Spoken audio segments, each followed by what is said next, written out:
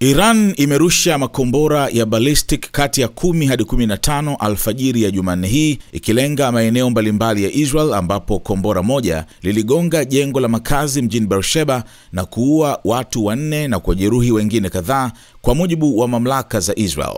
Saa chache kabla ya shambulio hilo, makubaliano ya kusitisha vita yalitangazwa, yakisimamiwa na Rais wa Marekani Donald Trump, ili kuzuia kuendelea kwa mzozo mkubwa kati ya Iran na Israel uliotajwa kama vita vya siku 12. Usitishaji huo wa mapigano, uliotarajiwa kuanza ndani ya saa 6, ulilenga kumaliza uhasama kufuatia mashambulizi ya kulipiza kisasi ya Iran yaliyosababishwa na mashambulizi ya awali ya Marekani na Israel dhidi ya vituo vya nyuklia vya Iran. Jeshi la ulinzi la Israel IDF liliripoti kuwa sehemu kubwa makombora hayo yaliyotumwa kwa mafungu 6 yalizuiliwa na mifumo ya ulinzi wa anga ya Israel. Hata hivyo, kombora moja lilianguka kwenye jengo la ghorofa mjini Beersheba na kusababisha sehemu ya jengo hilo kuporomoka na kuua wakazi 4. Shirika la huduma ya dharura la Magen David Adom MDA lilitoa huduma kwa watu 2 waliokuwa na hali ya wastani, wengine 20 wakiwa na majeraha madogo au mshtuko mkubwa wa kiakili. Vikosi vya uokoaji viliendelea kuwasaka watu waliokwama chini ya vifusi. Anga la Israel lilifungwa kwa usafiri wa ndege, huku mamlaka ya viwanja vya ndege ya Israel ikisitisha safari zote, na ndege moja ikiripotiwa kuzunguka juu ya pwani karibu na uwanja wa ndege wa Ben Gurion. Huko Jerusalem, ving'ora vya tahadhari vilisikika, huku picha za CNN zikionyesha makombora yakivuka anga. Wakati huo huo, anga ya Tehran ikimulika kwa miale ya ulinzi wa anga, ikiashiria kuongezeka kwa mvutano.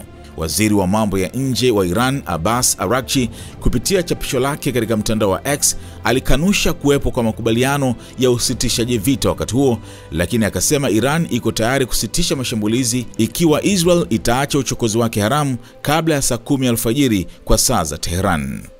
Israel ndio ilianzisha vita dhidi ya Iran, si kinyume chake, alisisitiza Araghchi, akieleza kuwa Iran itajibu kila shambulio ikiwa Israel haitositisha mashambulizi yake. Afisa mwandamizi wa White House alieleza CNN kuwa Israel ilikuwa tayari kuafiki usitishaji vita ikiwa Iran ingekubali kusimamisha mashambulizi yake, masharti ambayo Iran ilikubali awali. Vyombo vya habari vya Iran viliripoti kuwa jeshi la walinzi wa mapinduzi ya Kiislamu IRGC lilimlazimisha adui kukubali usitishaji vita baada ya operesheni ya mafanikio ya makombora dhidi ya kituo cha Al Udeid cha Marekani kwa Qatar, pamoja na mashambulizi dhidi ya Israel. Mtangazaji wa Iran National News Network alidai kuwa Trump alitoa ombi la dharura saa moja baada ya Iran kuishambulia Al Udeid na kuwasilisha usitishaji huo kama jibu kwa uchokozi wa Marekani. Hata hivyo, vyombo vya habari vya Iran havikutoa muda rasmi wa kuanza kwa usitishaji huo. Rais Donald Trump alitangaza usitishaji huo kupitia Truth Social, akisema kuwa Iran na Israel wamekubaliana kwenye usitishaji vita kamili na wa jumla utakaoanza takriban saa 6 baada ya pande zote hizo mbili kukamilisha operesheni zao za mwisho.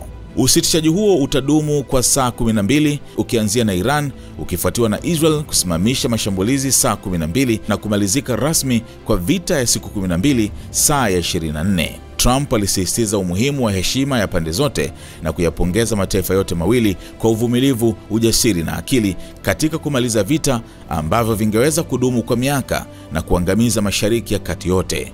Alielezea matumaini ya kudumu kwa amani, akiwatakia baraka Israel, Iran, Mashariki ya Kati na dunia nzima.